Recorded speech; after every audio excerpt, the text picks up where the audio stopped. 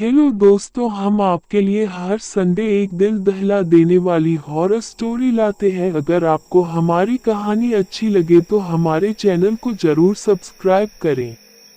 1920 film shooting location real story. दोस्तों, 1920 film India की सबसे ज्यादा पॉपुलर हॉरर फिल्म में से एक है। लेकिन क्या आपको पता है कि इसकी शूटिंग एक ऐसी जगह हुई है जिसके ऊपर खुद एक हॉरर फिल्म बन सकती है। हिलो ट्यूनका से कैसल दुनिया की सबसे हॉन्टेड जगहों में से एक है। ये सिर्फ अपनी ड्यूटी के लिए ही नहीं बल्कि अपने और लेजेंड्स के लिए भी फेमस है।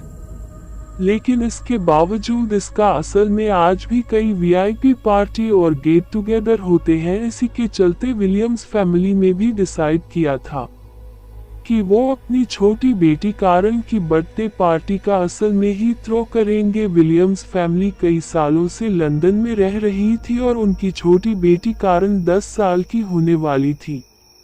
कारण का एक बड़ा भाई भी था जिसका नाम हैरी था। हैरी अपने घर में किसी से भी ज्यादा बात नहीं करता था। सबको लगता था कि शायद टीनेजर होने की वजह से वो शांत रहता है, मगर कैरम को हमेशा ही लगता था कि हैरी बहुत परेशान रहता है। हैरी ने अपने पेरेंट्स को अलर्ट का असर आने से कई बार मना किया था, मगर उन्होंने उसकी बात नहीं सुनी और काउंसिल को 5 दिन के लिए बुक। 5वें दिन गम की बर्थडे पार्टी थी। विलियम फैमिली जैसे ही काफी से हैरी के हाव भाव और ज्यादा बदल गए। ये बात रही ने नोटिस कर ली और उसने अपने भाई से पूछने की कोशिश की कि आखिर बात क्या थी, मगर वो कुछ नहीं बोला। उन्हें वहां पहुंचते पहुंचते रात हो गई थी और इसी वजह से विलियम्स फैमिली खाना खाकर सोने चली गई। अपने रूम तक जाते हुए कारण कुछ देर केस देखा जिसकी उम्र लगभग उसके जितनी ही थी। ने हाथ हिलाकर उस बच्चे को पेश किया, मगर वो बच्चा सीढ़ियों से ऊपर भाग गया। कैरम भी उसके पीछे पीछे जाने लगी और उसने देखा कि वो बच्चा उसके भाई हैरी के रूप में घुस रहा था। कारण रूम के अंदर जा पाती उससे पहले ही उसने देखा कि हैरी दौड़ता हुआ अपने रूम से बाहर आया। उसके चेहरे पर अजीब सा खौफ था और उसका डर के मारे पसीना बह रहा था। हैरी ने कारण का हाथ पकड़ा और उसे उसके रूम में ले गया। कारण को अपने भाई के हाव भाव बिल्कुल समझ नहीं आ रहे थे, तो उसने गाड़ी से उस बच्चे के बारे में पूछा। ये सुनकर चौंक गया और उसने कारण को उस बच्चे से दूर रहने को कहा। इसके बाद वो दोनों अपने अपने रूम में सो गए।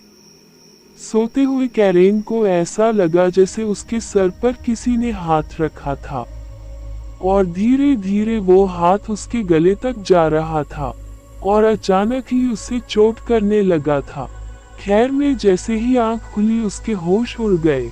हरीश उसके ऊपर बैठा उसका गला दबा रहा था। डर के मारे चिल्लाने लगी और तभी उसके पेरेंट्स भागते हुए रूम में आ गए।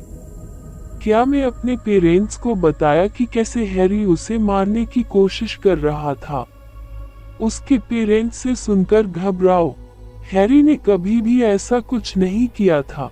हैरी अचानक ही रोने लगा और कहने लगा कि जब उसने देखा तो कैरम की जगह कोई डरावना सा इंसान बेड पर सोया हुआ था और इसलिए हैरी ने उस पर हमला किया था। उसके पेरेंट्स को लगा कि शायद हैरी को किसी तरीके का भ्रम हुआ होगा, इसलिए उस रात उन्होंने हैरी को अपने रूम में ही सुला लिया। उस रात के बाद ज्यादातर हैरी अपने रूम में ही रहता था और वह अपने रूम की खिड़की से गार्डन में खेल रही कारण को देखता रहता था।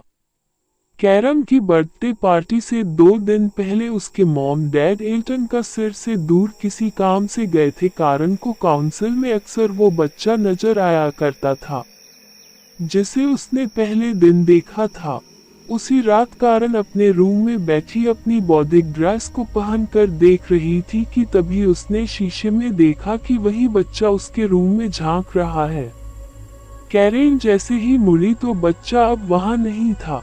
दरवाजे से निकलकर कॉरिडोर में गई और उसने देखा कि वो बच्चा शेयर के पास खड़ा स्माइल कर रहा था। मनु कारण को अपने साथ खेलने के लिए बुला रहा हो। रूस की तरफ बढ़ने लगी मगर तभी अचानक कुछ ऐसा हुआ कि कारण के पैरों तले जमीन खिसक गई। कॉरिडोर के अंधेरे से एक बहुत ही डरावना आदमी हाथ में हथौड़ा लिए आया और उसने हथौड़ा सीधा उस बच्चे के सर पर मार दिया। वो बच्चा उस पार की वजह से सीढ़ियों से नीचे गिर गया और नीचे गिरते ही गायब हो गया। कैरम ये देखकर बहुत जोर से चिल्ला। उस आदमी की नजर शहरों की ओर गई और वो उसकी तरफ आने लगा। तभी हैरी वहां गया और उसने अपनी बहन को झटका दिया और खुद उस आदमी के सामने आ गया। वो आदमी हैरी के आर पार हो गया, पर ऐसा होते ही वो आदमी भी वहां से गायब हो गया। मगर हैरी बुरी तरह कांपने लगा, उसकी आंखें सफेद हो गई और उसके मुंह से झाग निकलने लगे। वहीं नीचे गिर गया और उसकी बॉडी हिलने लगी। वह बहुत ही ज्यादा भयानक लग रहा था। देखते ही देखते हैरी बिल्कुल शांत हो गया। उसकी मौत हो चुकी थी। ये देखकर कारण सर से लेकर पांव तक खौफ में थी। कुछ देर तो वही जमीन खड़ी रही मगर फिर हिम्मत करके वह हैरी के रूम में गए और हैरी के फोन से उसने अपने पेरेंट्स को कॉल किया। जब मिस्टर और मिसेज विलियम घर पहुंचे तो कैरम हैरी के रूप में बेहोश पड़ी थी। जब होश में आई तब उसे कुछ भी नहीं था। पूरी विलियम्स फैमिली इस इंसिडेंट से हिल चुकी थी। उन्होंने जब हैरी का समाज आना तो उन्हें उसकी डायरी मिली जिसमें उसने लिखा था कि उसे मरे हुए लोग नजर आते थे।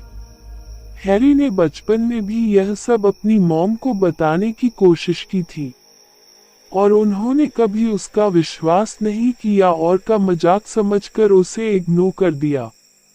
हैरी को अपनाएंगे कर्ज की तरह लगने लगा था और वह कारण की सेफ्टी के लिए बहुत परेशान रहता था। अलग काउंसिल में आते ही हैरी को बाहर रह रही आत्माएं दिखने लगी थी और वह ये जानकर और परेशान हो गया था कि कैरेन को भी उस बच्चे की आत्मा नजर आने लगी थी। उस बच्चे के अलावा वहां एक और बिल आत्मा भी थी। यू कैन को आम करना चाहती थी और उसकी आत्मा से कारण को बचाते बचाते हैरी ने अपनी जान दे दी है। आसपास पूछने पर पता चला कि हैरी सच कह रहा था।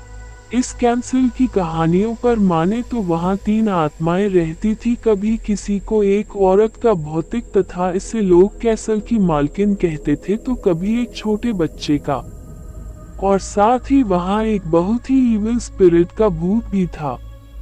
लोग कहते हैं कि वही इविल स्पिरिट एक कारपेंटर की है जो उस कैसल में काम करता था। उस कारपेंटर की कैसल के मालिक से लड़ाई हो गई थी और इसलिए उस कैसल के मालिक ने बड़ी बेरहमी से उसे मार डाला था। उस दिन के बाद से पूरी विलियम्स फैमिली कभी कारण का बर्थडे दोबारा नहीं बना पाई क्योंकि उसका जन्मदिन अब उन्हें एक बेहद खौफनाक हादसे की याद दिलाता था। अगर आपको हमारी कहानी अच्छी लगे तो हमारी कहानी पसंद आए तो हमारे चैनल को जरूर सब्सक्राइब करें।